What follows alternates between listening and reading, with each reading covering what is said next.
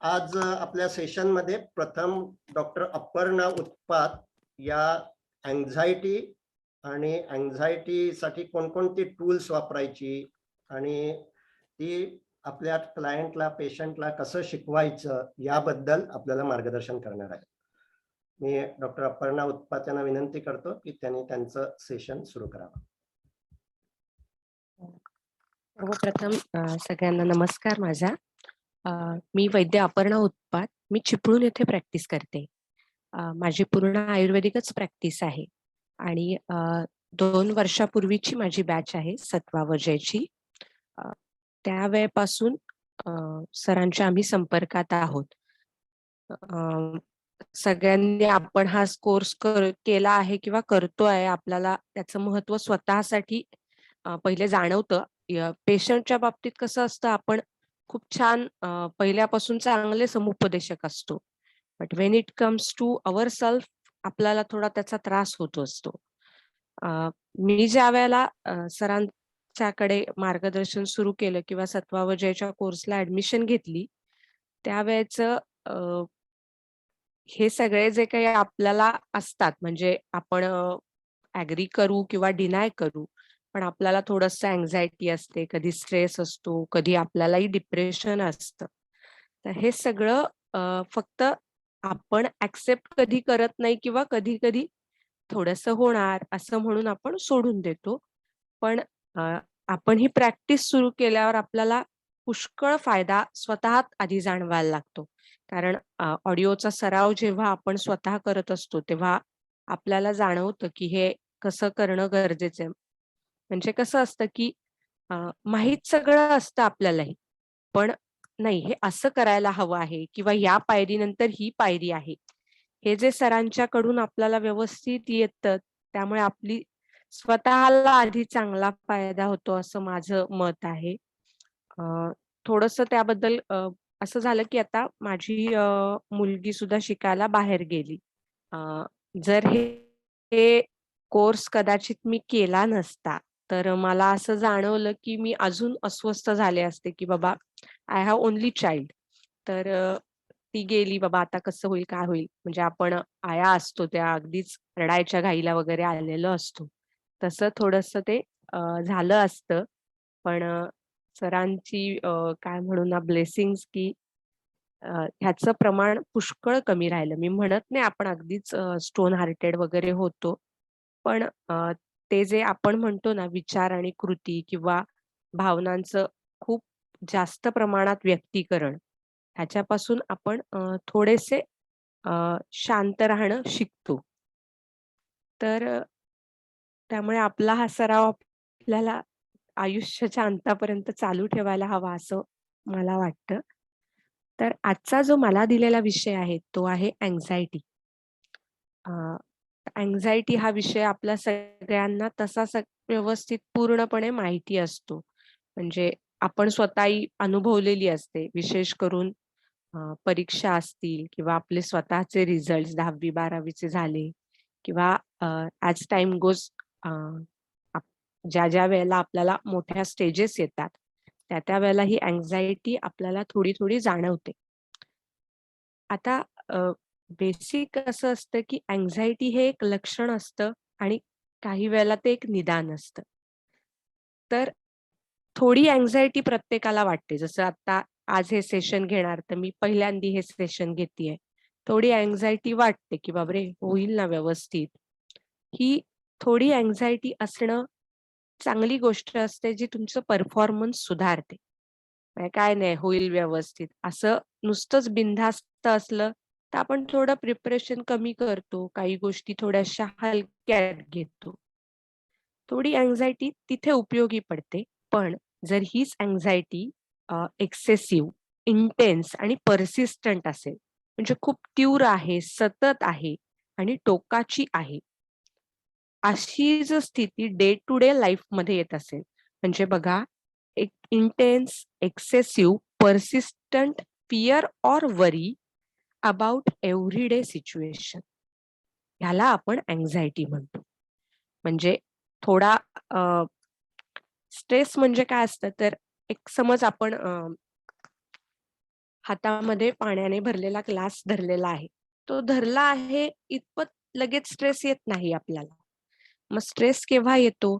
तर हा ग्लास 1 तासभर धरायचा आहे. हलवायचा अजिबात नाहीये, पाणी पडता कामा नये. असं जर सांगितलं तर मग तिथे ताण यायला सुरुवात होते. थोडक्यात ही एक आपली बॉडीची किंवा मेंदूची एक रिस्पॉन्स आहे, की तो आपण वेगवेगळ्या गोष्टींना किंवा सिच्युएशन्सला देत असतो. जिथे-जिथे अपेक्षा येते तिथे-तिथे हा स्ट्रेस वाढतो ऑर एल्स आपलं काम व्यवस्थित चालू असतं. जर या पद्धतीने अधिक स्ट्रेस आपण घेत राहत असू, तर ते अँक्झायटीकडे टर्न होतं. कारण जे आपण म्हणतो, की अ, एखाद्या गोष्टीचा ताण सातत्याने तुमच्या मनावर राहत असेल, तर तुमच्या ज्या रेग्युलर ॲक्टिव्हिटीज आहेत, सकाळी उठल्यापासून झोपेपर्यंत आपण जे काही करतो, त्याच्यावरती परिणाम होतो.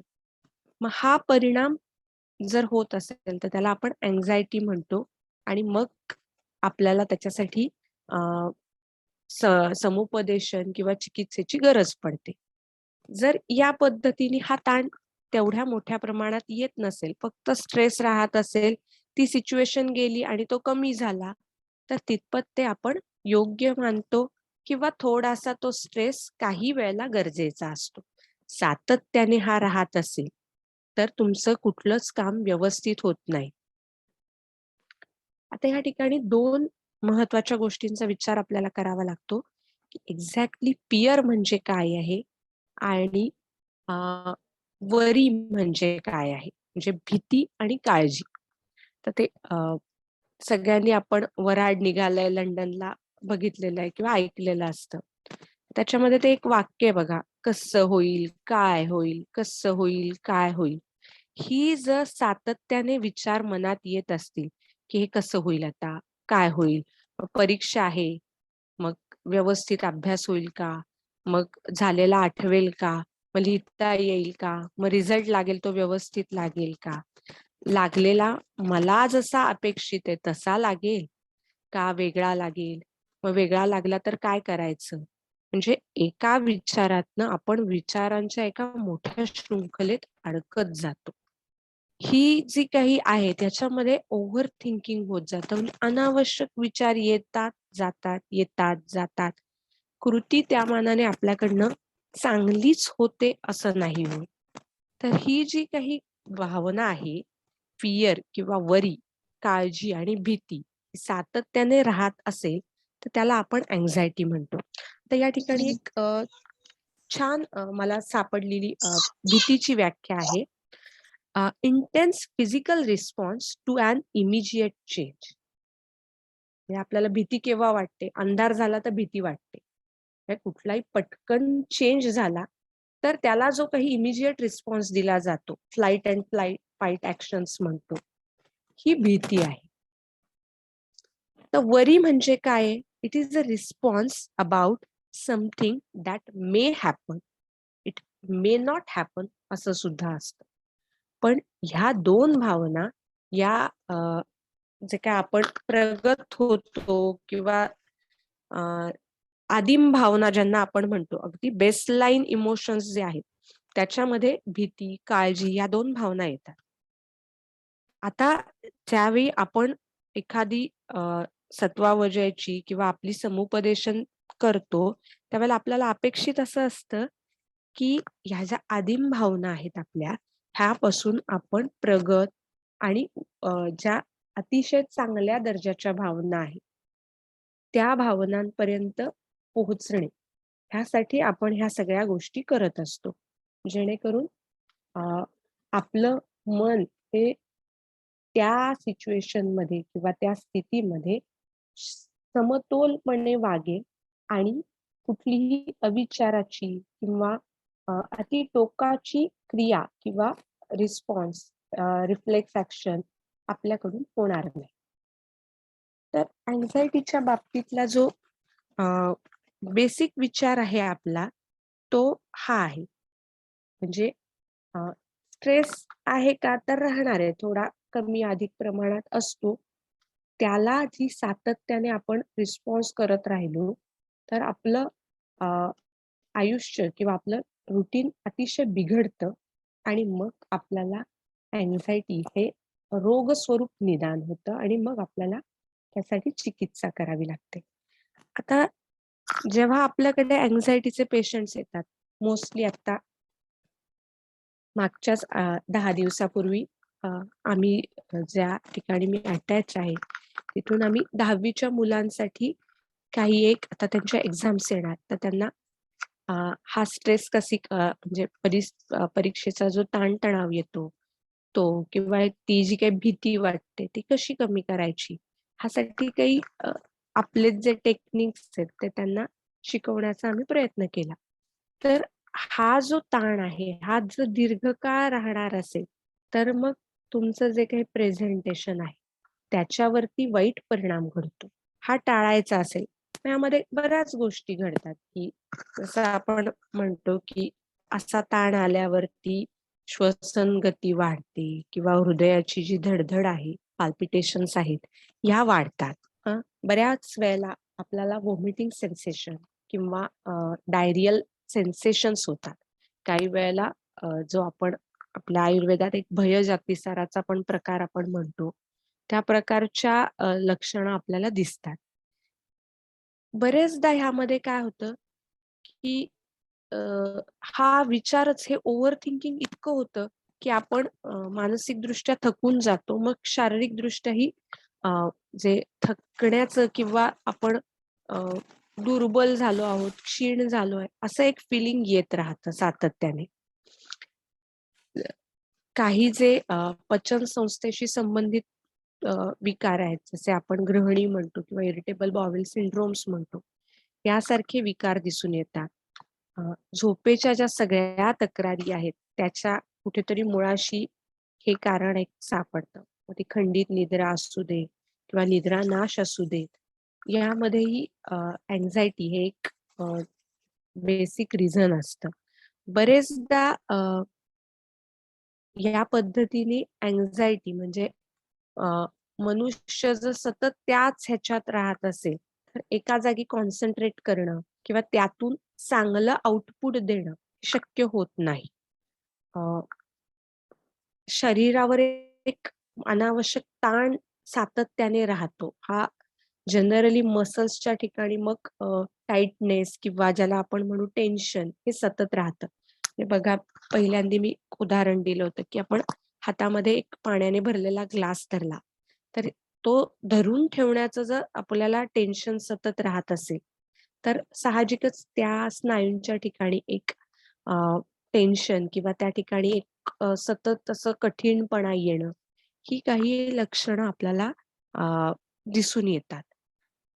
जर सातत्याने आपण ह्याच कंडिशनमध्ये राहत असू, तर हे खूप जास्त त्रासदायक होतं आणि मग अशा वेळेला आपल्याला अ, त्यासाठी जाऊन कोणाशी तरी चर्चा करणं किंवा हे नेमकं काय आहे? हे कसं आपण दूर करू शकतो यासाठी विचार करावा लागतो. इथे परत एकदा आपल्याला लक्षात काय घ्यावं लागतं, की जोपर्यंत डे टू डे ॲक्टिव्हिटीज यामुळे हॅम्पर होत नाहीयेत, तर हा थोडासा ताण आपण स्वीकारतो.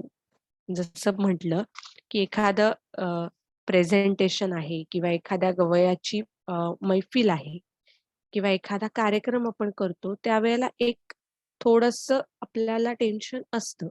म्हणजे ते घरातलं सुद्धा असेल, तरी पण आपल्याला ते असतं. हे थोडं असेल आणि आपण त्याच्यामुळे काम आणखी चांगलं करत असू, तर तिथे त्याला आपण अ, फार मोठं अ, त्याच्यासाठी वेळ हे करत राहणं गरजेचं नसतं. तो थोडासा ताण जो आहे तो ती सिच्युएशन गेल्यानंतर ओके होतो आणि आपण आपलं रुटीन परत कामाला लागतो. पण जर असं होत नाहीये, तर मग आपल्याला विचार करावा लागतो. म्हणजे आता अ, काही पेशंट्स असतात, की त्यांना बाबा हा आजार नेमकं काय आहे हे लक्षात आलं नाही. तर ते विचार करत राहतात. आपण हे तर खूपदा बघतो, की एखाद्या पेशंटचं आपण साधं जरी अमवात निदान केलं, तरी आता पेशंट Googleला सर्च करतात. Google ही फक्त इन्फॉर्मेशन साइट आहे. सर्च इंजिन आहे ना. ते सगळं देतं. डूज, डोंट्स हे, ते. समजत तुम्हाला काहीच नसतं आणि मग त्यातले जे काही मोठे हझार्ड्स आहेत ते डोक्यात राहतात. मग त्याच्यानुसार विचार चालू राहतात. मग जे काही कॉन्सन्ट्रेशन त्या चिकित्सेवर करायचं आहे किंवा जे काही लक्ष सगळं तिथे ठेवायचं आहे, त्या जागी ते पूर्णपणे भरकटतं. अशा वेळेला आपल्याला त्या अ, विचारांपासून किंवा त्या रोगाच्या किंवा इतर कुठली जे काही भविष्यातलं टेन्शन आहे, त्याचा विचार बाजूला ठेवून वर्तमानात येण्याची गरज असते. म्हणजे आपण जे काही आपल्या समुपदेशनाचे जे काही तंत्र आहेत, त्याच्यात आपण काय म्हणतो, विचार येतात. ते आले, ते जातात. येतात, जातात, येतात, जातात. आपण आपल्या मनाला किंवा ट्रेन असं करतो, की हाऊ टू थिंक म्हणजे विचार करायला आपण शिकवतो. हे टेक्निक्स त्याच पद्धतीने आपल्याला जातात. आता ज्या वेळेला आपल्याकडे साधारणपणे अँक्झायटीचा पेशंट येतो, त्याला कशाचा तरी ताण असतो, टेन्शन असतं, स्ट्रेस असतो. मग तो परीक्षेचा असू शकतो, भविष्याचा असू शकतो, शिक्षण विषयक असेल अ, किंवा कुठले फॅमिली प्रॉब्लेम्स असू शकतात किंवा आर्थिक असू शकतो. कुठल्याही प्रकारचा ताण असेल, तो ताण एकदा पेशंटने आपल्याला व्यवस्थित सांगितलं, त्याला काय होतं, काय तो अनुभवतो. त्याच्यानंतर आपण जेव्हा त्याला बेसिक काही गोष्टी सांगतो, त्याच्यामध्ये आपण त्याला मेन जे सांगतो, ते जे काही त्याची लक्षणं आहेत, ही होऊ शकतात का? तर ही होऊ शकतात. अशा प्रकारे ताण आल्यावर हातांची थरथर होणं, हातापायाला घाम येणं, धडधड होणं, हे होऊ शकतं का? तर होऊ शकतं. मगाशी सर जसं म्हटले, इतर अ, जे काही समुपदेशक असतात किंवा इतर कॉमन लेमॅन ज्याला आपण म्हणतो, आपल्याकडे सगळ्यांना सल्ला द्यायला आवडतो. भरपूर फुकटचे सल्ले सतत दिले जातात. त्याच्यामध्ये हाच आपण फरक करतो, की इतर लोकं काय म्हणतात, "हॅ, त्याच्यात एवढं काय घाबरायचं? काय होईल ते बघू आपण." म्हणजे इथे कुठेतरी हे लक्षणं होतच नाहीत, असं काही नसतं. हा जो काही त्या गोष्टीला डिनाय करणं असतं, नकार देणं या अर्थानं, ते आपण पहिले त्याचं थांबवतो आणि त्याला आपण हे होऊ शकतं का? ताण आल्यामुळे होऊ शकतं. तुला जे होतं आहे ते फक्त तू बघ. म्हणजे काय आहे? तर हा ताण आला. या परीक्षेला जायचं आहे, पेपर आहे समज, गणिताचा पेपर आहे, जायचं आहे, टेन्शन आलं, स्ट्रेस आला. आपण त्याला पहिले काय सांगतो? तुला काय-काय होतंय ते बघ. म्हणजे जे आपले टेक्निक आहे त्याच्यानुसार आपण पहिल्यांदी अ, जे काही संवेदना निर्माण होत आहेत, त्या शांत बसून बघतो. बरोबर? म्हणजे आपण शरीराकडे लक्ष द्यायचं, की तुला काय-काय होतंय? हाताला घाम सुटतोय, थरथर होतीये. विचार आला परीक्षेचा किंवा बाबा आर्थिक संकट येईल असा विचार आल्यानंतर हे लक्षण निर्माण होतं. ठीक आहे. हे लक्षण निर्माण होतंय. शरीरात काय-काय होतंय? तर विचार आला, हाताला घाम यायला लागला, कपाळावर घाम यायला लागला, धडधड व्हायला लागली. ह्या सगळ्या संवेदना नोट करायच्या, नोंद करायच्या फक्त. या संवेदनांना आपण लगेच रिएक्ट करायचंय का? तर ही चेन आपण ब्रेक करत असतो. जे आपण म्हणतो, की संवेदनांचा स्वीकार करायचा, त्याला रिस्पॉन्स नाही करायचा. म्हणजे आता घाम येतोय, तर घाम येतोय. लगेचच पंखा लाव, पुसायला जा, असं न करता हां, हा घाम येतो आहे. स्वीकार करतो. पुन्हा लक्ष जे आहे ते आपण वर्तमानात आणण्याचा प्रयत्न करतो. हां, म्हणजे आता पेपर आहे. त्याचा आपला अभ्यास झालेला आहे. आपल्याला जेवढं येतंय तेवढं आपण व्यवस्थित लिहू शकतो. एकदा तुम्ही संवेदना काय निर्माण होत आहेत, त्यानुसार शरीरात काही बदल होत आहेत का, त्यांचा स्वीकार करून पुन्हा वर्तमानात येत असाल तर हळूहळू त्या संवेदनाची तीव्रता कमी व्हायला लागते. आता जे 10 दिवसापूर्वी लेक्चर्स किंवा या पद्धतीने आपण पेशंटला सांगतो, हा पहिल्या दिवशी त्याला फायदा होणार आहे का, तर तो लगेच अँक्झायटी दुसऱ्या सेशनला त्याची कमी नाही होऊ शकत. त्याला अजून त्यातनं प्रश्न पडतात. पण आपलं चांगलं असतं कंटिन्युअस फोकसिंग आपण ह्याच गोष्टीवर करत राहतो की ह्या तुझ्या विचारांमुळे काय काय तुला वाटतं, कुठल्या संवेदना निर्माण होत आहेत, शरीरात काय काय घडतंय हे तू समोरून किंवा साक्षी भावाने बघायचं आणि पुन्हा आपलं लक्ष ठराविक आलंबनावर, ज्याला आपण फोकस्ड अटेन्शन म्हणतो, तिकडे आणायचं. आपण जनरली मग श्वासावरती नाही, तिकडे तुला फोकस करता येत असेल तर तुला दुसरं काही नाद आवडत असेल, गंध आवडत असेल, तिकडे त्याला ते फोकस करायला सांगतो. हळूहळू सातत्याने जे मन आपलं भविष्याकडे किंवा असं धावतंय ते वर्तमानात राहायला हळूहळू सुरुवात व्हायला लागते. याचा अर्थ अजिबातच कुठंच ते मन कधी जात नाही का, तर ते जातं. कारण शेवटी हे मन आहे ना, त्याला आपण असं कंट्रोल ठेवून बांधून असं एका जागी नाही ठेवू शकत. सातत्याने हे केल्यामुळे आपण अधिकाधिक काळ वर्तमानात राहतो. साहजिकच एखाद्या गोष्टीची जी भीती आहे, एखाद्या गोष्टीची सातत्याने वाटणारी काळजी आहे, थोडीशी कमी होते. हे कमी झाल्यानंतर त्याला जो काही ताण आहे तो बऱ्यापैकी त्याचा कमी होतोय का, किंवा तीच सिच्युएशन आल्यानंतर जी वागण्याची तीव्रता आहे, म्हणजे एखाद्याला स्टेज फिअर असेल किंवा अजिबातच उभं राहून बोलणं, किंवा त्याला जर एखादी कला येत असेल तर ती प्रेझेंट करता येत नसेल, त्याने ह्या गोष्टीचा सराव केला तर लगेचच काही कालावधीत तो अगदी छान व्याख्यान देऊन येऊ शकेल का, असं कदाचित नाही होणार. मग आपण त्याला सातत्याने काय सांगत राहतो की ठीक आहे, सुरुवातीला तुला काहीच येत नव्हतं, आता तू जाऊन 2 मिनिटं बोलून आलास, ही सुद्धा एक अचिव्हमेंट आहे. तू ही छोटी छोटी अचिव्हमेंट आहे सुद्धा एनकरेज कर, चेरिश कर. सातत्याने हा सराव त्याने केला की हा बाबा मी जातोय, भीती वाटतीये किंवा अपयशाची भीती वाटतीये, तर विचार तुझे जे येत आहेत की भीती वाटणार आहे, त्यामुळे जे जे काही घडतंय शरीरामध्ये, हा सगळ्या संवेदना तू समोरून बघ. जसं आपण नेहमी सांगतो की टीव्ही सिरियल बघतो, पिक्चर बघतो, तशा पद्धतीने काय घडतंय तू बघ. आणि त्यानंतर नुसतं बघत बस का, तर नाही, त्या विचारांकडून तुझं लक्ष पुन्हा तू तुझ्या वर्तमान क्षणाकडे, तुझ्या श्वासाकडे किंवा आता काय स्थिती आहे याच्याकडे आण. हे त्याने सातत्याने करत राहिल्याने ज्या संवेदना आहेत त्याचा आपोआप स्वीकार व्हायला लागतो, हळूहळू त्या बोथट व्हायला लागतात.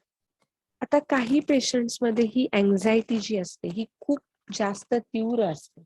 अँक्झायटीच्या बाबतीत आपण बरेचदा असं म्हणतो की पॅनिक डिसऑर्डर्स असतात किंवा फोबियाज असतात वेगळे वेगळे, ओसीडीज असतात, किंवा ज्याला आपण पोस्ट ट्रॉमॅटिक स्ट्रेस डिसऑर्डर म्हणतो, PTSD, त्याच्यामध्ये सुद्धा बरेचदा काय असतं की अँक्झायटी कुठेतरी मुळाशी असते. अशा वेळेला काही वेळेला ती तीव्र असते. मग त्यांना फक्त बाबा तू संवेदनांचा स्वीकार कर किंवा शरीराकडे तुझं लक्ष जाऊ दे, मग दीर्घ म्हणजे श्वसनाकडे तुझं लक्ष ठेव, असं करून हे होणार आहे का? तर त्या व्यक्तीला कदाचित अजून कशाची किंवा जास्त मोठ्या अ, चिकित्सेची किंवा जास्त अजून लक्ष देण्याची गरज असते. अशा वेळेला आपण त्याला पुढे अ, दीर्घ श्वसन किंवा ज्याला आपण अजून आपल्याकडच्या अ, शिथिलीकरणाचे जे काही टेक्निक्स आहेत, रिलॅक्सेशन टेक्निक्स आहेत, ह्याच्याबद्दलचं अ, अजून हेल्प त्याला द्यावी लागते. कसं असतं की अँक्झायटीचे पण असे ग्रेडेशन्स आहेत ना, की खूप भीती वाटते, थोडी भीती वाटते. एखाद्याला परीक्षेची नाही, पण रिझल्टची भीती वाटत असेल, तर तो स्पॅन खूप थोडा आहे. पण परीक्षेचा स्पॅन मोठा असतो. मग 10 दिवस, 15 दिवस प्रोलॉन्ग होणार असेल, तर आपल्याला थोडं त्याच्यामध्ये मग अशा वेळेला दीर्घ श्वसन कर किंवा श्वसनाकडचं लक्ष अजून थोडं जास्त वाढव. स्नायू जे आहेत ते जे आपण म्हटलं, की ते त्यांच्या ठिकाणी ते टेन्शन राहून तिथे रिजिडिटी किंवा स्पाझम आल्यासारखं होतं. तर थोडंसं रिलॅक्सेशन, शिथिलीकरण, मग जे आपण बॉडी स्कॅन करताना काय-काय होतं, संवेदना तिथे काय होतायत का? आणि त्याच्यानंतर तो सगळा स्वीकार करून तिथे आपलं लक्ष नेऊन शिथिलीकरणाचा थोडा अभ्यास करतो. हे आपल्याला त्यांना स्टेप वाईज शिकवावं लागतं. जर अँक्झायटी कमी असेल किंवा तिचं स्वरूप अ, ती तीव्र होत नसेल, कारण अँक्झायटी बेसिक जे आहे ती इंटेन्स आहे. तिची खोली खूप जास्त असते. यानुसार आपल्याला थोडं त्याला अजून जास्त काही वेळेला अ, मग कल्पना ध्यानही काही वेळेला सांगायला लागू शकतं, की "तू बाबा चांगला रिझल्ट लागेल किंवा माझा जे काही अडचण आहे, परीक्षेचा टेन्शन आहे किंवा हे कमी होतंय आणि व्यवस्थित सगळं आहे." असं इमॅजिन करून ती भावना काही काळ होल्ड कर, या पद्धतीने आपण सांगतो. पण आपलं बेसिक जे असतं, तो ह्या संवेदनांचा स्वीकार व्हायला हवा असतो. जोपर्यंत मला हे टेन्शन आलं आहे आणि अ, आत्ता ह्यासाठी मी काहीतरी थोडा विचार करणं गरजेचं आहे, असं वाटत नाही. तोपर्यंत ती गोष्ट तशीच्या तशी पुढे जाते. म्हणजे जोपर्यंत आपल्या साधी गोष्ट आहे, लक्षात येत नाही की मला ताप आलाय, तोपर्यंत आपण जाऊन तापाची गोळी घेत नसतो किंवा जोपर्यंत आपल्याला असं वाटत नाही की शिरःशूल आहे, तोपर्यंत आपण शिरःशूलाची चिकित्सा घेत नाही. आपल्या मनोविकारांच्या बाबतीत हे पहिलं आहे, की पहिलं ॲक्सेप्ट करावं लागतं, की हां, बाबा हे आपल्याला आहे. बरेचदा काय कल असतो, टू डिनाय इट असं काही नाहीये. हे काय थोडं तर होणारच असतं. असं जोपर्यंत वाटतंय तोपर्यंत जाणीवपूर्वक कुठचेच प्रयत्न होत नाही. कसं असतं, की अ, हे होतं आहे, हे स्वीकारून हे दूर करायला हवंय. असं जोपर्यंत वाटत नाही, तोपर्यंत कशाला सुरुवात होत नाही. एकदा ह्या गोष्टीचा स्वीकार झाला, की मग साक्षीभाव आपण स्वीकारणं किंवा वर्तमान क्षणात सातत्याने राहणं, क्षणस्थता स्वीकारणं हे जमू लागतं. साहजिकच हा जो विचार आहे, ही भीती आहे, त्याच्यावरून वर्तमानात आल्यानंतर मग वर्तमानात काय चालू आहे, त्याचा आपण सगळ्या आपल्या सेन्सेसनी तिथे उपस्थित राहू. मन हे उभयात्मक इंद्रिय आहे ना, ज्ञानेंद्रिय पण आहे, कर्मेंद्रिय पण आहे. कर्मेंद्रियांवर कंट्रोल येतो, पण ज्ञानेंद्रियांवर पण मनाचा कंट्रोल भरकटू न देता तिथे राहायला त्याने शिकायला सुरुवात केली, की आपोआप ज्ञानेंद्रिय त्या ठिकाणी राहायला लागतात. आणि मग ही क्रिया अजून शांततेकडे झुकायला लागते. याचा अर्थ असा होतो का, की आपण कुठलंच टेन्शन घेत नाही, अभ्यासही काही करत नाही, नीट काही लिहायलाही जात नाही, असं आपल्याला अपेक्षित नसतं. पण त्या तणावामुळे जो परफॉर्मन्स 19-20 होणार असतो किंवा भीती वाटली आणि मग काहीच आठवेनासं झालं किंवा अ, मला हे सगळे प्रेझेंटेशन व्यवस्थित करायचं होतं, पण भीतीमुळे तर काहीच सांगता आलं नाही किंवा मी चांगलं फायनान्शियल प्लॅनिंग केलं होतं, पण थोडी गडबड झाली आणि मग मी सगळं सोडून दिलं. हे जे विचार आणि कृती घडते ती आपली एक सिनिकली किंवा तिच्यामधलं सिंक्रोनायझिंग प्रॉपरली होऊ शकतं. इथे आपण त्यांना चांगल्या प्रकारे मदतगार ठरतो किंवा त्यांना आपला या सगळ्या थेरपीची आपल्या टेक्निक्सची चांगली मदत होते आणि ही परसिस्टंट राहते. कारण हा सराव आहे जो आपण सातत्याने करत राहतो. अँक्झायटी किंवा याच्या बाबतीत आपल्याला वेगळे वेगळे प्रकार पण खूप सारे आपण बघत असतो. जसं एक मोठा प्रकार असतो तो म्हणजे सोशल अँक्झायटी असते, की जसं आता म्हटलं, की काही लोकांना लोकांमध्येच जाण्याची किंवा व्यासपीठावर जाऊन बोलण्याची भीती असते. मग तिकडे टाळण्याकडे कल राहतो. हे जमत नाही ना, मग करायचंच नाही. तर आपण अशा पद्धतीने आपलं आयुष्य व्यवस्थित जाणार नाहीये.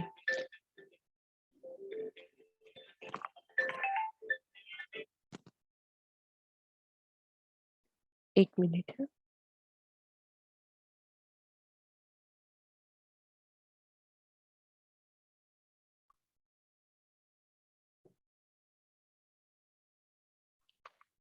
सॉरी. या दृष्टीने जर आपली त्यांना मदत होत असेल, तर ते गरजेचं ठरतं. काही वेळेला मी जसं सुरुवातीला माझ्याच बाबतीतलं म्हटलं, की ही एक सेपरेशन अँक्झायटी पण असते. प्रियजनांपासून दूर होणं, कायमचं दूर होणं याची एक भीती असते. अशा वेळेला ह्या काही ठिकाणी किंवा इतर विकारांमध्ये ज्याचं मूळ कुठेतरी अँक्झायटी आहे, त्या ठिकाणी आपल्याला ते ओळखून त्यांना ह्या टेक्निक्सचा सराव किंवा त्यांना त्या दृष्टीने आपण थोडी मदत करू शकतो. तरी ज्याला आपण म्हणतो आयुष्य खूप छान आहे आणि ते छानपणे जातं. जे काही सगळे थोडंफार टेन्शन कमी जास्त असू शकतं, राहतं. पण ते त्रासदायक न होता त्याची आपल्याला चांगली मदत होऊन आपलं काम आणखीन छान होतं. याकडे ते मदतगार ठरतं. यासाठी आपण प्रयत्न करायला हवे असं मला वाटतं. आपली जी ही चिकित्सा आहे, ही त्या दृष्टीने खूपच उपयुक्त असते. हे आता तुम्ही सगळेजण या दृष्टीने सरावही करता आहात. आपण बरेचदा पेशंट्सलाही हे सांगत असतो. कसं असतं, की काही वेळेला आपण आता हे परीक्षेच्या पूर्वीचे ताणतणावाचं व्यवस्थापन किंवा बिझनेस वर्ल्डमधल्या लोकांसाठीचं, कॉर्पोरेट सेक्टरमधल्या लोकांसाठीचं ताणतणावाचं व्यवस्थापन, हे आपण बऱ्याच वेळेला त्यांना सांगत असतो.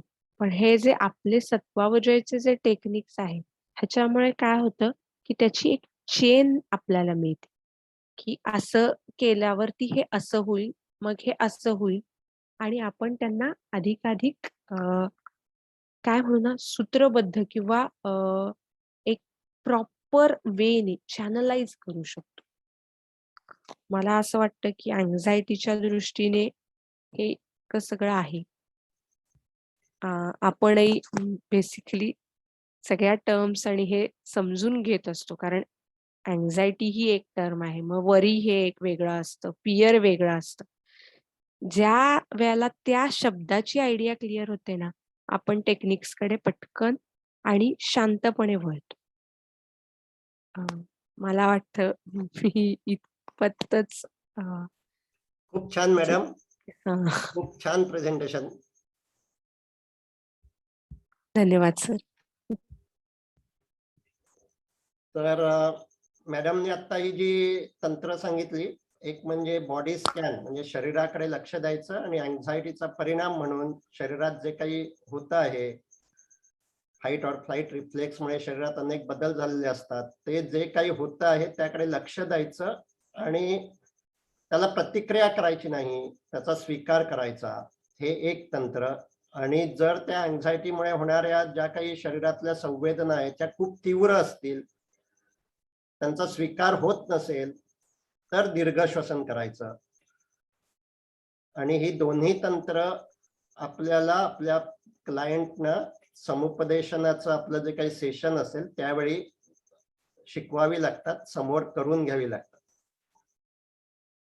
आता मी जो विषय मांडणार आहे आणि तो विषय तो सुद्धा आपल्याला आपल्या क्लायंटना शिकवावं लागतं. म्हणजे काय की साक्षी ध्यान आणि क्षणसाक्षीत्व याच्यावर तुम्हाला परीक्षेत प्रश्न पडतो आणि ती संकल्पना नीट समजणं आणि त्याचबरोबर ती पेशंटला सांगणं हे सुद्धा खूप महत्वाचं आहे. तर आता जे मॅडमनी जे तंत्र सांगितलं त्यामधलं बॉडी स्कॅन हे साक्षी ध्यान आहे आणि ते साक्षी ध्यान आपण पेशंट कडून समोर बसवून करून घ्यायला हवं आणि त्याला हे सांगायला हवं की रोज किमान 10 मिनिटं तू असा वेगळा वेळ काढून हा सराव करायला हवा. आणि मग त्या साक्षी ध्यानाचे जे काही टप्पे आहेत, बॉडी स्कॅन म्हणजे शरीरावर लक्ष देणं, शरीरात संवेदना जाणवत आहेत त्यांचा स्वीकार करणं आणि त्याच्या पुढचा टप्पा म्हणजे नोंद, म्हणजे विचार येतात त्यांची नोंद घेणं आणि कोणत्या विचारामुळे या संवेदना निर्माण होत आहेत. म्हणजे काही वेळा आपल्याकडे असे पेशंट येतात की त्यांना सगळ्याच गोष्टीची अँझायटी वाटत असते, सगळीच भीती वाटत असते सतत आणि त्यामुळे त्यांना विचारांबद्दलची सुद्धा सजगता नीट नसते. तर ती सजगता या नोंदचा सराव केल्यानंतर त्यांना येऊ लागते.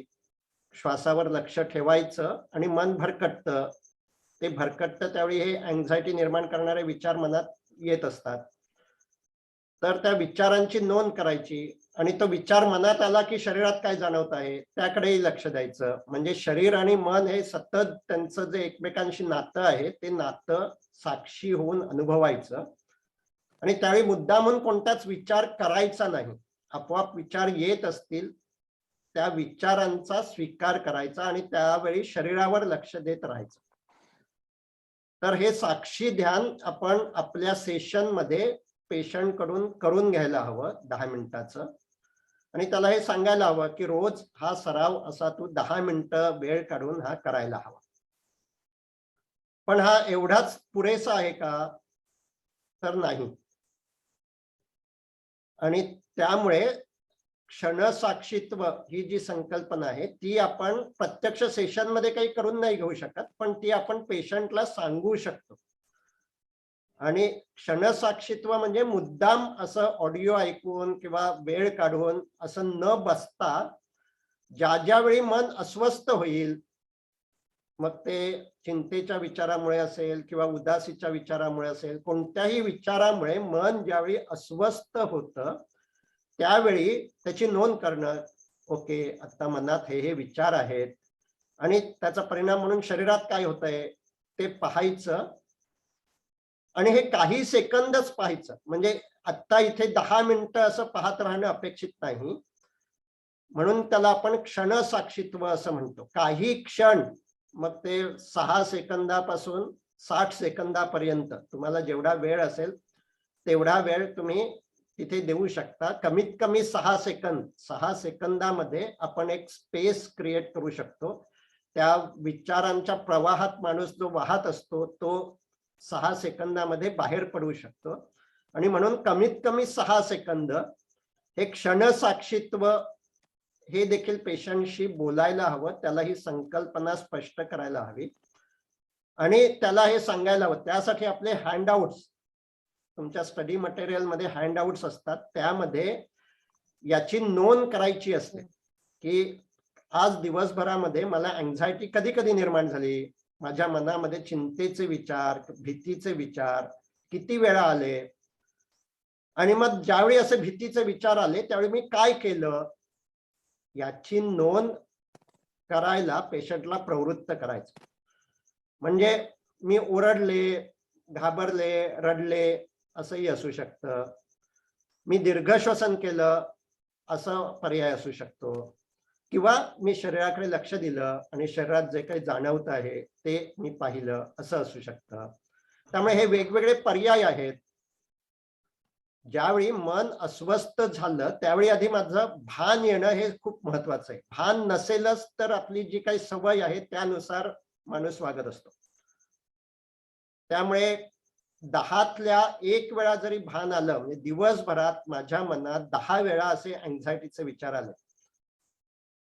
आर्थिक नुकसान झालेलं आहे, तर कसं होईल, काय होईल, माझं आर्थिक नुकसान भरून येईल का, असे विचार मनात आले. अशा 10 वेळपैकी मी काय केलं, मग काही वेळा मी काही लिहून काढलं, काही वेळा फेऱ्या मारल्या. पण एक वेळा माझ्या असं लक्षात आलं, की ओके, हा विचार आहे आणि त्या विचाराचा परिणाम म्हणून शरीरात काय होतंय पाहूया. जे काही करता येण्यासारखं आहे ते सगळं मी केलेलं आहे. आता या विचाराला फार महत्व न देता त्या विचारामुळे शरीरात काय होतंय ते पाहूया. तर त्यावेळी हे क्षणसाक्षीत्व शक्य झालं. मग 10तल्या 1 वेळा जरी शक्य झालं तरीही त्याने स्वतःला शाबासकी घ्यायची, कारण त्याने आपला जो काही एक ठराविक पॅटर्न आहे विचार निर्माण होण्याचा, त्या पॅटर्नला बदल केला आहे. आणि हे आपल्याला आपल्या क्लायंटशी नीट समजून त्याला सांगावं लागतं, बोलावं लागतं आणि त्याला हे सांगावं लागतं, की याची नोंद तू या तुझ्या कागदावर कर. उद्यापासून दिवसभरात तुला ज्यावेळी अस्वस्थ वाटेल, चिंता वाटेल, त्यावेळी चिंता वाटून गेली की त्यानंतर ही नोंद करायची, काय करता आलं.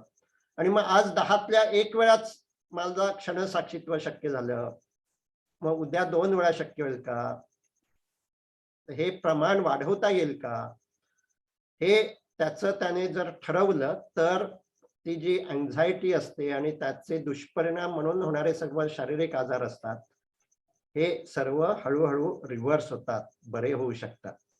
आणि त्यामुळे क्षणसाक्षीत्व म्हणजे मुद्दामहून वेळ काढून न बसता ज्यावेळी प्रत्यक्षात तो प्रसंग घडतो, मनात ते विचार येतात, मनात त्या भावना निर्माण होतात, त्यावेळी त्या भावनेला रिप्रेस न करता, म्हणजे त्या भावनेला न नाकारता किंवा त्या भावनेनुसार लगेच व्यक्त न होता. म्हणजे आता हे जसं अँक्झायटीचं आहे तसं रागाचं सुद्धा आहे. रागाबरोबर काही माणसांना 2च पर्याय माहिती असतात. एक राग आला की लगेच बोलायचं, भांडायचं जोरजोरात, ज्या गोष्टीमुळे राग आलाय तो व्यक्त करायचं, हा एक पर्याय असतो. किंवा राग दाबून ठेवायचा, काहीच बोलायचं नाही, खोटं खोटं हसायचं आणि आपल्याला राग येताच नाहीये असं वागायचं. हे दोन्ही पर्याय चुकीचे आहेत. आपल्याला आधी हे पटलं पाहिजे की हे दोन्ही पर्याय चुकीचे आहेत, कारण हे दोन्ही पर्याय अस्वास्थ्य वाढवणारे आहेत. आपण राग व्यक्त करतो त्यावेळी आपलंही ब्लड प्रेशर वाढवत असतो आणि समोरच्याचंही ब्लड प्रेशर वाढवत असतो. ज्यावेळी राग दाबून ठेवतो त्यावेळी तो हळूहळू साठत राहतो आणि त्यामुळे अनेक स्ट्रेस इंड्यूस आजार होत असतात. तर हे जसं राग आहे तसं चिंता आहे. तर ती चिंता आहे ही मान्य करायची. मला आता या या गोष्टीची चिंता वाटते आहे, ते विचार माझ्या मनात येत आहेत. ओके, आता हे केवळ विचार आहेत, त्यावर जे काही करता येण्यासारखं आहे ते सगळं करून झालेलं आहे. आता त्या विचारात न राहता, म्हणजे माणूस बऱ्याचदा त्याच विचार करत राहत असतो आणि त्यामुळे त्याची अँक्झायटी वाढत असते. आता आपल्याला स्किल जे वाढवायचं आहे ते विचारात न राहता लक्ष शरीरावर नेता येणं आणि त्या क्षणी अँक्झायटीमुळे शरीरात जे काही होत आहे त्याचा स्वीकार करता येणं. हे क्षणसाक्षीत्व हे सुद्धा आपल्याला जो काही अँक्झायटी, राग, भीती या भावनांच्या तीव्रता, वारंवारता आणि कालावधी हे कमी करायचं असेल तर हे दोन्ही उपाय आपल्याला करायला हवे. त्यातला क्षणसाक्षीत्व हा उपाय जर आपल्या समोर एखादा क्लायंट दुःखानं रडायला लागला तर आपण तो करू शकतो. आत्ता रडू येतंय, वाईट वाटतंय, ठीक आहे. आत्ता तुझ्या शरीरात काय होतंय पहा, डोळ्यातून पाणी येतंय, कंठ दाटून येतो आहे. हे काही सेकंद पहा आणि त्याचा स्वीकार कर. हे आपण आपल्याच सेशनमध्ये क्लायंट करून तो जर दुःखानं रडू लागला तर करू शकतो. पण चिंतेचे विचार आपल्या समोर असतानाच त्याच्या मनात येतीलच असं नाही. पॅनिक अटॅक येईलच असं नाही. आणि त्यामुळे आपण हे पेशंटशी डिस्कस करायला हवं की ज्यावेळी तुला कधी असं होईल त्यावेळी शरीराकडे लक्ष देणं आणि शरीर मनात जे काही घडतं आहे त्याचा साक्षी होऊन स्वीकार करणं हे आवश्यक आहे. आता इथे सुद्धा तेच तंत्र आहे. जर साक्षी होणं शक्य होत नसेल त्यावेळी खूपच धडधडत आहे, म्हणजे पॅनिक अटॅक आलेला आहे, आता ते केवळ अँझायटी राहिलेली नाही, तीव्र पॅनिक अटॅक आहे. तर त्यावेळी दीर्घ श्वसन कर. मग ते एक साक्षीत्व राहिलं नाही, परंतु त्यावेळी जर त्याने दीर्घ श्वसन केलं तर त्याची जी काही तीव्रता आहे त्या संवेदनांची ती हळूहळू कमी होते. आणि आता ती संवेदना कमी झाल्या की साक्षी होऊन त्या संवेदनांचा स्वीकार करता येतोय का हे पहा. हे आपल्याला समुपदेशनामधून पेशंटशी चर्चा करून त्याला हे समजून सांगणं आवश्यक असतं आणि त्याला पटवून देणं आवश्यक असतं. आणि मग ऍक्शन प्लॅन मध्ये त्याने याचा उल्लेख करणं की हा, उद्या मला ज्यावेळी असं वाटेल त्यावेळी मी असं करण्याचा प्रयत्न करेन. त्यामुळे साक्षी ध्यान म्हणजे असं वाटत नसताना देखील मुद्दाम वेळ काढून 10 मिनिटं बसणं आणि हा सराव करणं. आपोआप काय होतंय, शरीरात काय होतंय, मनात काय होतंय, हे सलग 10 मिनिटं त्यासाठी वेळ देणं. आणि क्षणसाक्षीत्व म्हणजे असा मुद्दामून वेळ न देता ज्यावेळी असा प्रसंग घडेल त्यावेळी साक्षीभावामध्ये जाणं. तर या दोन्ही संकल्पना आपल्याला आपल्या थेरपीमध्ये वापरणं आवश्यक असतं. आणि हे स्पष्ट व्हावं म्हणून आपण ते 2 शब्द वापरतो, साक्षी ध्यान आणि क्षणसाक्षीत्व. तर आज जे आपण काही डिस्कस केलं त्याबद्दल तुमच्या मनात काही शंका असतील, प्रश्न असतील, आणखी काही ऍड करायचं असेल तर आता आपण चर्चा करू. सर मकरन बोलतोय. हो बोला. मकरन ओके. आता मगाशी मॅडमने पण म्हटलं आणि तुम्ही पण आता म्हणताय, बऱ्याच वेळेला असं होतं की आपण म्हणतो की काळजी करू नका किंवा विचार करू नका. समोरचा पटकन असं म्हणून जातो की नाही, मला काही काळजीच नाही, मी विचारच करत नाही वगैरे असं असतं. म्हणजे तुम्ही म्हणता तसं की त्या पेशंटना ऍक्सेप्ट करायला पाहिजे वगैरे हे सगळं, किंवा समोरच्या व्यक्तीनं, आपण पेशंट हा असं म्हणू नको की समोरच्या व्यक्तीनं असं ऍक्सेप्ट करायला पाहिजे वगैरे. तर ती खरी त्यांना ते ऍक्सेप्ट करायला हवं यासाठी आपल्याकडून म्हणजे काय करायला लागेल? की आपण म्हणतो ना की बऱ्याच लोकांना आपण सांगायला जातो, जसं मॅडम म्हटलं की फुकटचे सल्ले देतो आपण, जाता जाता सांगत जातो, काळजी करू नका हो, हे करू नका. पण अशा वेळेला म्हणजे माझ्या बाबतीत घडलेले असे की 2 व्यक्तींना मी सांगितलं की काहीतरी काळजी आहे नक्की. नाही, आता सगळं चांगलं झालंय, मुलांची शिक्षण मार्गी लागलेत वगैरे, तरी सुद्धा ती व्यक्ती आजारी असती किंवा आपल्याला कळतं की काहीतरी प्रॉब्लेम आहे, म्हणजे काळजी आहे, पण ती काळजी तिला कळत नाही की आम्ही काळजी करतोय असं. बरोबर. तर आता ती व्यक्ती तुमच्याकडे आलेली आहे का काही त्रास होतोय म्हणून? माझ्या योग वर्गामध्ये आहेत. आणि नाही, पण योग हा वर्गामध्ये म्हणजे हा आपण असं म्हणतो की हा आपल्याकडे समाजामध्ये खरं जे आता आपण करतोय ते प्रत्येकानंच करणं गरजेचं आहे. म्हणजे काही ओके त्रास नसेल तरी सुद्धा प्रत्येकानं गरजेचं आहे. म्हणून तर आपण तुम्हाला काही त्रास नसेल तरी सराव करा असं म्हणतो. ओके. पण सर्वजण ते करत नाहीत. हा तर आता त्या हा मुद्दाम एक मिनिट फक्त, ते आल्या नाहीत, परंतु त्यांच्या घरातले सुद्धा किंवा नाही, अरे मकरन म्हणजे एक तर आमच्या अपार्टमेंट मध्येच खाली राहतात, त्यामुळे मी गेले 2-2.5 वर्ष पाहतोय त्यांना. आणि समथिंग इज रॉंग हे कळतंय.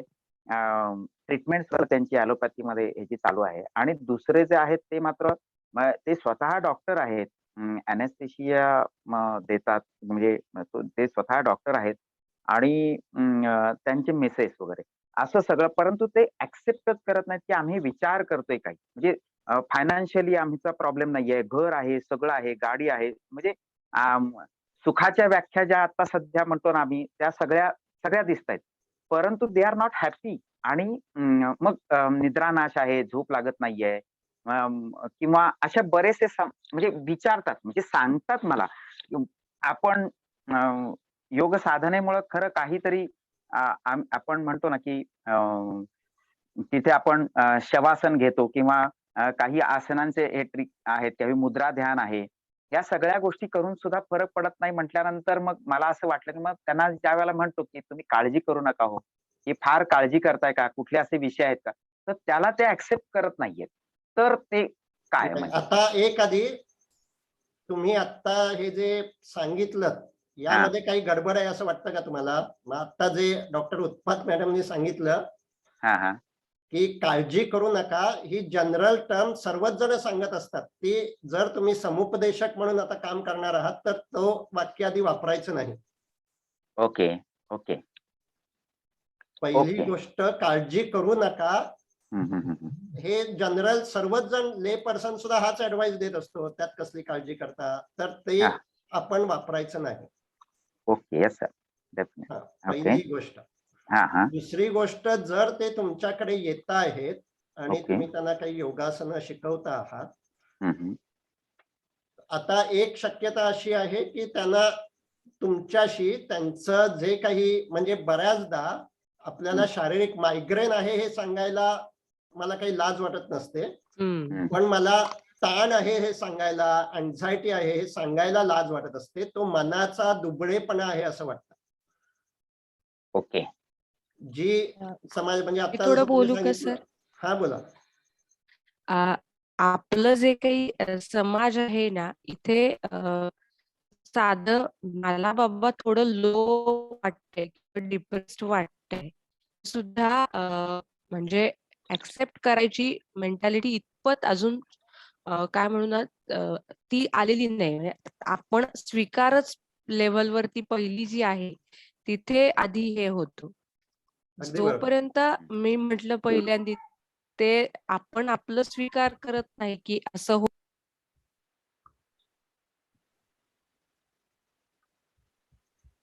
हॅलो. हा, तुम्ही म्यूट झालात मॅडम. डॉक्टर सुप्रिया, तुम्ही अनम्यूट होऊन तुमचं बोला. डॉक्टर सुप्रिया या स्वतः अॅनास्थेटिस्ट आहेत आणि त्यामुळे तुम्ही आता अॅनास्थेटिस्ट सांगितल्यामुळे ते स्वतःचा अनुभव अधिक चांगला सांगू शकतात. बोला डॉक्टर.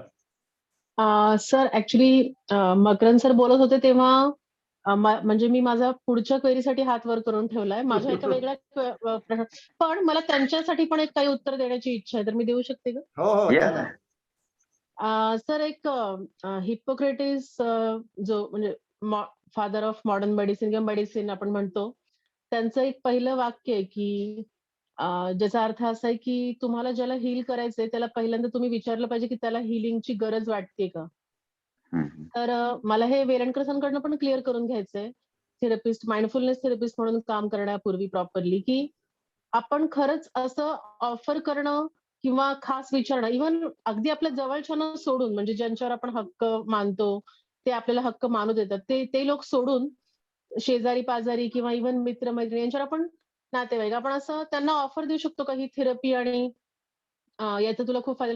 म्हणजे एक वेळ सांगून पण ठीक आहे, पण तू घे म्हणजे आग्रह किंवा नाही नाही आता जे नाही मॅडम, असं म्हणजे आपण केवळ माहिती देऊ शकतो की मी अशी अशी थेरपी देऊ शकतो, देऊ शकते, पण असा एक्झॅक्टली कोणालाही आग्रह धरणं हे उपयोगी नाही. किंवा तू ही थेरपी घे, तू हे तुला याचा उपयोग होईल हे सांगणं देखील चुकीचं आहे. त्या व्यक्तीनं आपल्याकडे ती इच्छा व्यक्त करणं हे आवश्यक आहे. येस. त्यामुळे आता मी तेच, म्हणजे तुमचा प्रश्न नंतर विचारा, मी आता मकरंद सरांना हेच सांगत असतो की आपल्याकडे जे क्लायंट, म्हणजे माझ्याकडे सुद्धा जे क्लायंट येतात, कोणाकडेही तुमच्याकडे जे क्लायंट येतात, ते 3 स्टेपचे असतात. म्हणजे एकूण माणसं 3 पातळीवरची असतात. पहिली ही डिनायल, 95 नाही 99% माणसं ही नाकारतच असतात. मला मनातला काही झालेलं नाही, हे काही शरीराला मला आजार झालेला आहे, असंच बहुसंख्य माणसांना होत असतं. किंवा दुसऱ्याला काहीतरी, म्हणजे दुसरं, सासू मला त्रास देते आहे, आय एम ओके, मला काही त्रास नाहीये, माझा नवरा त्रास देतोय, बायको त्रास देते, आणि म्हणून पहिल्यांदा जे काही माणसं असतात ती आधी मला काही त्रास नाहीच असं खोटं खोटं चेहऱ्यावर ठेवत असतात. त्यामुळे ती पहिली stage, that is a denial stage. दुसरी स्टेज, काहीतरी प्रॉब्लेम आहे म्हणून ती तुमच्याकडे येतात, माझ्याकडे येतात, पण तो प्रॉब्लेम हा मनात नाही आहे, बाहेर कुठेतरी आहे, एकतर शरीरात आहे किंवा दुसऱ्या माणसामध्ये आहे, परिस्थितीमध्ये आहे. ही दुसरी स्टेज. आणि खरं समुपदेशनाचा रोल या दुसऱ्या स्टेज कडून तिसऱ्या स्टेज कडे नेणं हेच समुपदेशनाचा पर्पज आहे.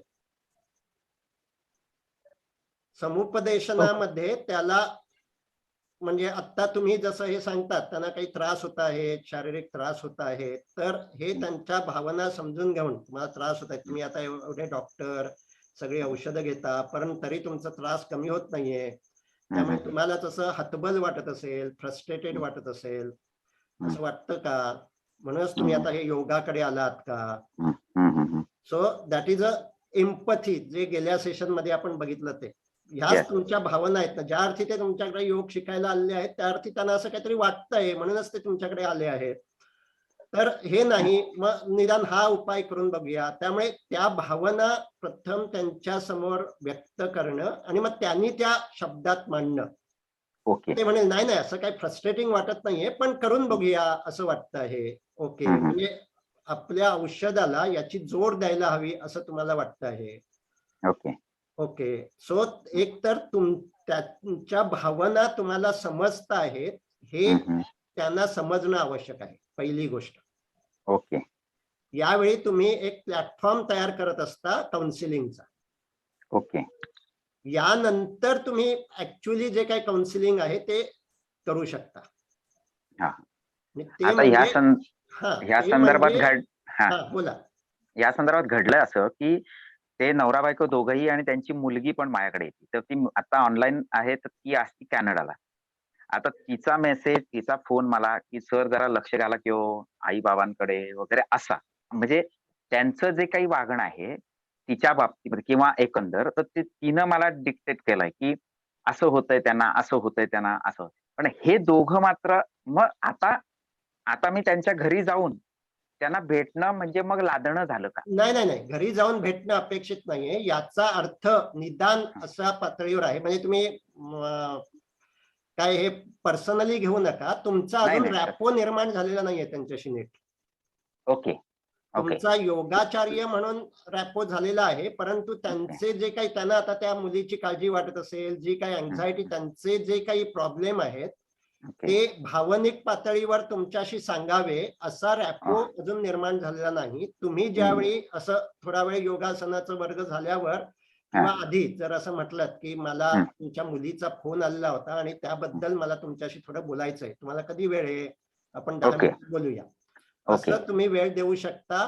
त्यावेळी जर त्यांनी इंटरेस्ट दाखवला तर पुन्हा त्यांनी जर असं म्हटलं नाही नाही आम्हाला काही त्याबद्दल बोलायचंच नाही, ओके, तुम्ही त्याबद्दल काही पुढे जायचं नाही. त्यामुळे डॉक्टर सुप्रियानं म्हटलं तसं आपण कोणालाही जबरदस्तीनं ही थेरपी देऊच शकत नाही. त्या माणसानं जर इच्छा व्यक्त केली की हा मला हा स्ट्रेस वाटतो आहे, मला ही उदासी वाटते किंवा जे काही फ्रस्ट्रेटेड वाटतं आहे, तर त्यावर आपण काय करू शकतो, त्यावेळी मग तुम्ही काउन्सिलिंग मधून आता जे काही आपण डिस्कस केलं किंवा फ्रस्ट्रेशन डिप्रेशन बद्दल जे काही डिस्कस करू ते पुढे टूल तुम्ही वापरू शकता. Yes sir, thank you. Okay, so doctor Supriya तुम्हाला प्रश्नाचं उत्तर मिळालं असेल की म्हणजे माझा तर असा अनुभव आहे की माझे नातेवाईक सुद्धा माझ्याकडून थेरपी घेत नाहीत. म्हणजे मी त्यांना तुम्ही जर तुमच्या नातेवाईकांना थेरपी देऊ शकत असाल तर अभिनंदन तुमचं. पण आपण केवळ आपली माहिती की म्हणजे आपला एक ब्रँड क्रिएट करू शकतो की माझ्याकडे ह्या बद्दलचं काहीतरी कौशल्य आहे आणि मी असा जर काही त्रास व्हायला लागला असेल तर मदत करू शकतो, करू शकते, ही माहिती देत राहणं, त्याविषयी जिथे संधी मिळेल त्यावेळी बोलत राहणं, हे आपण करू शकतो. पण वैयक्तिक दृष्ट्या आपण कोणालाही असं सांगू नये की तुम्ही माझ्याकडे या थेरपी घेण्यासाठी या.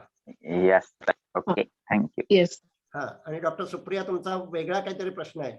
हो सर, सर माझा प्रश्न असा आहे की आता तुम्ही क्षणसाक्षीत्व आणि साक्षीदार आणि मॅडमनी पण खूप छान एक्सप्लेन केला वरी, फिअर आणि अँझायटी यातले फरक वगैरे किंवा ओव्हरलॅप त्यांच्यामधला. तर हा जेव्हा पेशंटला सर आरोग्यविषयक असतो किंवा स्वतःच्या किंवा जवळच्यांच्या, तेव्हा बऱ्याचदा म्हणजे तेव्हा आता मी जस्ट डायरेक्टली उदाहरण देऊन एक विचारू इच्छिते की एक माझी जवळची मैत्रीण आहे आणि आता तिचं वय 38 वर्ष आहे आणि तिला आता पहिल्यांदा ती प्रेग्नंट राहिलेली आहे, म्हणजे ते पण थोडेफार प्रयत्न करून वगैरे. तर ऑलरेडी तिला अशी फिलिंग आहे की हे सगळं एवढं डिले झालंय माझ्या आयुष्यात आणि इतरही काही ताण आहेत, करोनामध्ये वडील गेलेत वगैरे वगैरे. म्हणजे माझा आवाज येतोय ना? हो हो, बरोबर. हा, आता आणि ती मुळातच अशी एक नाजूक तब्येतीची व्यक्ती आहे, जिला अंडरवेट असूनही डायबिटीस आहे आधीपासनं, जो हम्म, ठीकठाक कंट्रोलमध्ये आहे, पण आणि तिचं बाकीचं आयुष्य थोडं सेटल्ड कॅटेगरीत आहे, फायनान्शियल वगैरे. हम्म, अ, म्हणजे सगळ्याच अगदी प्रत्येक फंडवर प्रॉब्लेम असं काही नाही, नवऱ्याशी रिलेशन ते सगळं ठीक आहे. हम्म. आता या माझ्या मैत्रिणीला म्हणजे हिने माझ्याकडे ऍक्च्युली सल्ला डायरेक्टली माझ्याकडून घेतलेला आहे सर याच संदर्भातला. ही ओके, माझी चालेल. जवळची मैत्रीण आहे असं मी तुम्हाला सांगेन. हम्म. मात्र मला आता त्याच्यातनं थोडं अजून क्लॅरिटी हवी. मला ती तितकी सगळी म्हणजे मला एवढं कळलं नाही, की तिला थोडं तिच्या 3ऱ्या महिन्यामध्ये स्पॉटिंग व्हायला लागलं. थोडंसं पीव्ही ब्लिडिंग व्हायला लागलं. हम्म. मग तिला ते जी योग्य ती इंजेक्शन्स वगैरे दिली तिच्या गायनेकॉलॉजिस्टने, हॉर्मोन्स वगैरेंची आणि ऍडवाइस दिल्या, की आता तुम्ही बेड रेस्ट घ्यायला लागणार. ही एवढीच कामं करा. एवढ्या दिवसानंतर इंजेक्शन बंद होतील. मग थोडंफार म्हणजे थोडंफार बाहेर पडणं चालेल वगैरे, वगैरे सगळं. ती सगळं ऐकते. ती एकदम त्या बाबतीत इंटेलिजंट, कोऑपरेटिव्ह आहे सगळं आहे. मात्र तिला हे सांगण्यात आलंय, की तुम्हाला हे थोडं-थोडं स्पॉटिंग होत राहू शकतं. पण तरीही ऑफकोर्स तिला प्रत्येक स्पॉटिंगला वाटतं, की आपलं अबॉर्शनच होऊन जाईल का? आपण कधीच आई नाही होऊ शकणार का? हम्म.